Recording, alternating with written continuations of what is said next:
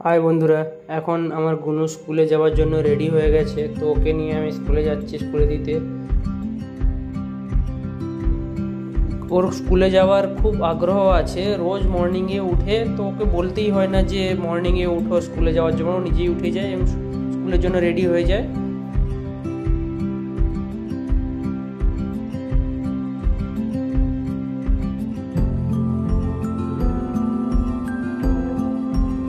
দেখো এ কি দুষ্টুমি করে রাস্তায় যেতে যেতে।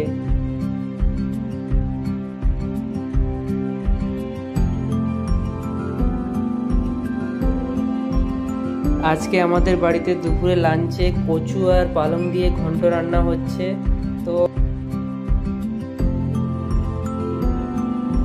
ঘন্ট আমার ফেভারিট, কিন্তু আমার মেয়ের ঘন্ট পছন্দ নয়। ওর ফেভারিট হচ্ছে মটরের তরকারি, তাই ওর জন্য স্পেশালি আবার মটরের তরকারি রান্না করতে হচ্ছে।